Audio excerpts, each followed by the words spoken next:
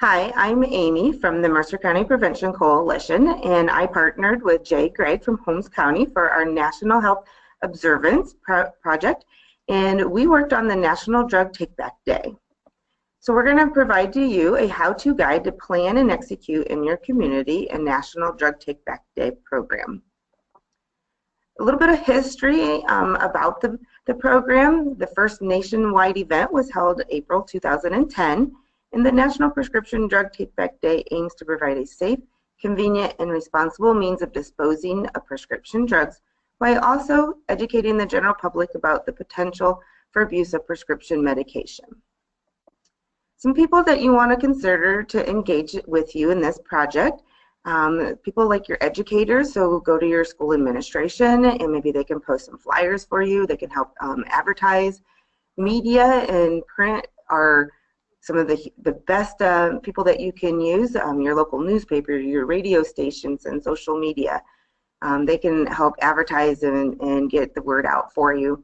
Local youth, your local youth love to talk. They love to see themselves on videos, so have them help you put together like a public service announcement video. Your parent groups, your pastor groups, all of them they can help promote in their church and their bulletins, and then go down to even things like your utility office. We put our local advertisement stuff for things that we're doing in the local utility bill, and so everybody in the county gets that. Your sheriff department and your family and children's first groups, everything that you can do about trying to fund it where there are people in promoting it, just use everybody that you possibly can.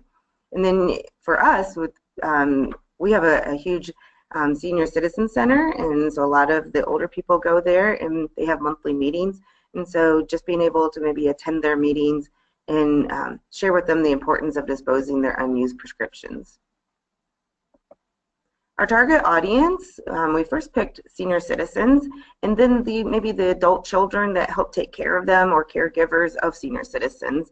And then and the reasons for those is that we have found that they are the highest population that maybe is targeted for theft.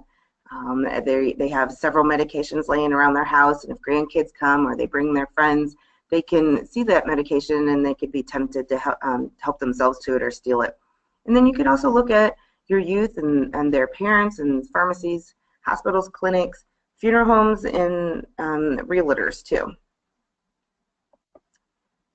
You want to put together a project plan and a timeline. So for our program that we said on the first week, we would design flyers, pamphlets. You can use the DEA website for a lot of your information, set dates to speak with your senior citizens, distribute materials to the doctor's offices, pharmacies, schools, church, library, anywhere there's people, you want to get the information out to them.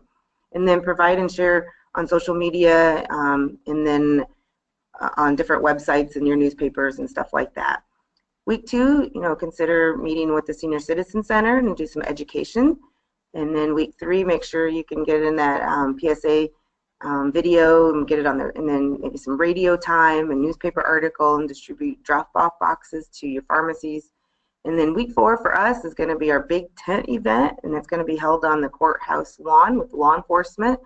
And it's a centralized location where everybody can see and they can come up and drop off their unused medication. And then week 5 is also important. You want to make sure that you're going back around and picking up all the signage that you put out there, and then evaluate your project. Make sure you send thank you notes to your volunteers in your newspaper, and make it a newspaper article, just letting the community know how your event turned out, and maybe even give them some statistics about how many pounds of unused medication that you collected.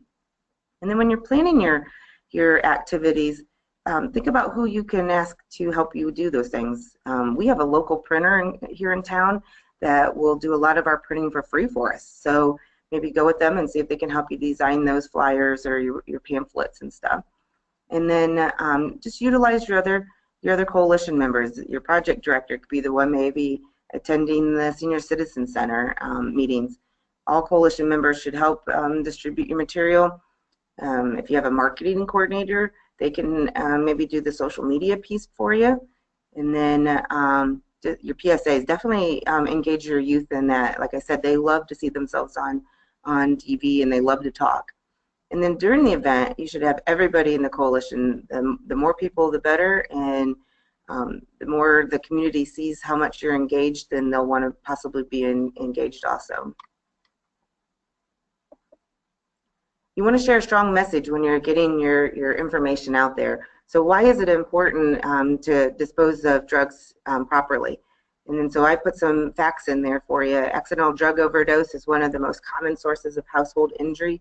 Prescription drugs, especially controlled substances such as pain medicines, can be intentionally misused to get high. We know pain medicine can lead into heroin use and other drugs. Drug use by teens is especially concerning, as it can lead to development of a chronic substance use or disorder. Expired drugs may not only be ineffective, they can be harmful to the user, especially to our elderly population who already has a weakened immune system. Sharing medicines can lead to dangerous health consequences, and then most incidences of prescription and over-the-counter medication theft are committed by someone the victim knows well and who has open access to the home. And that's another reason why we had originally targeted the elderly, because they have their medicines laying around, and their grandkids could come, or their grandkids' friends could come over and help themselves to that stuff. And then I just put in a little bit of our local data there at the end. I said 15% of Mercer County youth said they have used a prescription drug that was not theirs. This is our PSA that we put in that I was telling you about. If you could maybe get somebody famous, this is a Patriots player.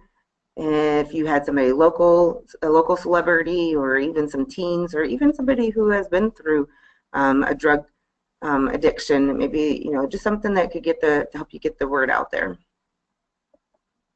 You always want to make sure that you do an evaluation. So I've given you a chart here that you could use.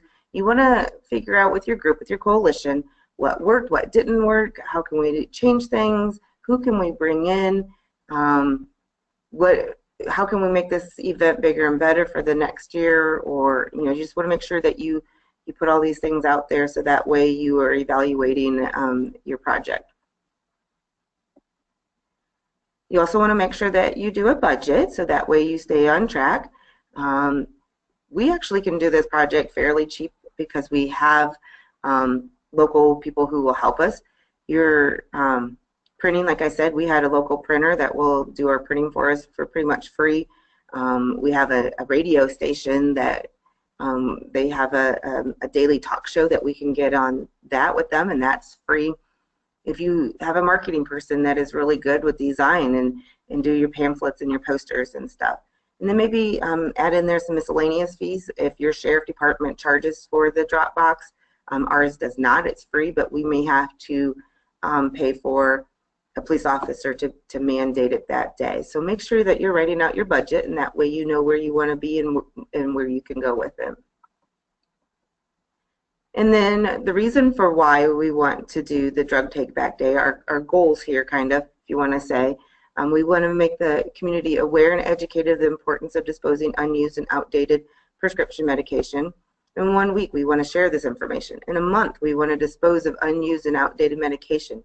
And in 6 months, we want to see the amount of prescription drugs disposed of increase maybe by 10%, just so we can show the community that things are changing. And then we're also hoping that the more we are in the public and showing the community what we are doing and how it is helping, will hopefully encourage people to join us and want to help us with other projects that we may have. Here's some resources for you that we use for this information, but some of the best information that I think that you can give your community is your local data.